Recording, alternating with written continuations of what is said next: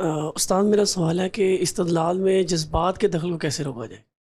جذبات کو درانے سے کیسے روکا جائے؟ جذبات کا دخل جیسے حضرت امیر معاویہ کا اور حضرت علی کا معاملہ ہو تو وہاں جذبات پہ ذرا جی ہاں، وہ جو رسالت مآب صلی اللہ علیہ وسلم نے نصیحت فرمائی ہے کہ قاضی حضرات اگر غصے میں ہوں تو فیصلہ نہ کریں، تو جب آپ پہ جذبات کا غلبہ ہو تو استدلال نہ فرمایا کریں۔ یہ کہ استدلال تو پہلے قدم ہی پر یہ تقاضا کرتا ہے کہ جذبات کو ایک طرف رکھ دیں۔ اس میں البتہ دوسروں کی یہ رعایت ضرور ملحوظ رکھیں کہ اللہ تعالیٰ ہزاروں لاکھوں کی تعداد میں ایسے ہی لوگ پیدا کرتا ہے جن کے ہاں شخص منبع الہام بنتا ہے، یعنی وہ کسی علم سے مجرد استفادہ کرنے کی صلاحیت ہی نہیں رکھتے ہوتے۔ مجرد کا مطلب کیا ہے کہ آپ مثال کے طور پر کلام ہے تو اس کو دیکھیں، زبان ہے تو اس کو دیکھیں، عقلی استدلال کیا جا رہا ہے تو عقلی استدلال کے معیار پر اس کو پرکھیں، فہم و ادراک کا مسئلہ ہے تو اپنے حواس کو بیدار رکھیں۔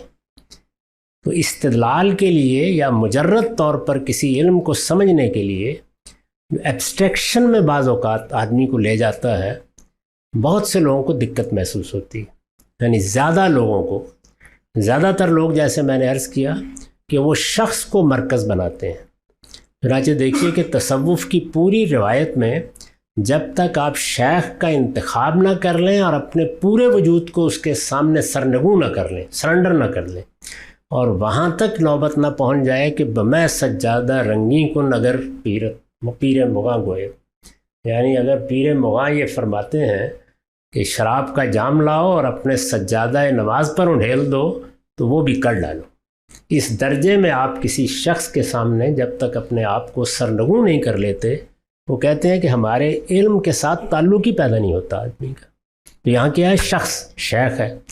اب ظاہر ہے کہ یہ انسان کی نفسیات کو ملحوظ رکھ کے یہ بات کہی گئی ہے۔ زیادہ تر لوگوں کا یہی معاملہ ہوتا ہے۔ ایسی ہی صورتحال پیغمبروں کے ساتھ ہو جاتی۔ سیدنا مسیح علیہ السلام کی پوری امت کو دیکھیے کیا کر ڈالا ہے انہوں نے ان کے بارے میں۔ اسی طرح سیدنا علی رضی اللہ عنہ کی شخصیت ہمارے ہاں ایسے ہی لوگوں کے لیے منبع الہام بن گئی ہے۔ تو میں نے اس کو نام دے رکھا ہے کہ دنیا میں 80-90% لوگ منہاج عقیدت پر دین کو سمجھتے ہیں، وہ منہاج علم پر سمجھتے ہی نہیں۔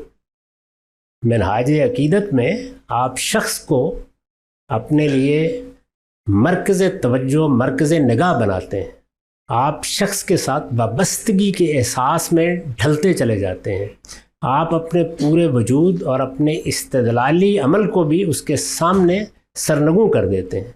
یہاں سے بات شروع ہوتی ہے۔ اگر اس کی تربیت آدمی نے پائی ہے، اسی میں وہ رہا ہے، اس کے گرد و پیش کا ماحول یہی ہے، تو اس کو استدلال کی طرف متوجہ کرنا آسان کام نہیں ہوتا۔ دوسرے دو منہاج میں بھی آپ غور کریں تو بہت تھوڑے لوگ آپ کو اختیار کرتے ہوئے ملیں گے۔ سلفی منہاج کا معاملہ بھی یہی ہے اور فقہ و تدبر کے منہاج کا معاملہ بھی یہی ہے۔ تو یہ تینوں منہاج اصل میں انسانوں کی شخصیات میں جو فرق اللہ تعالیٰ نے رکھا ہے اس کے لحاظ سے وجود پذیر ہوئے ہیں۔ چنانچہ میں ہمیشہ کہا کرتا ہوں کہ اگر کبھی ہمارے موجودہ دینی علم کے ساتھ لوگوں کی وابستگی میں کوئی تبدیلی آئی تو خواص مدرسہ فرائی کو اختیار کریں گے اور عوام اہل حدیث ہو جائیں گے۔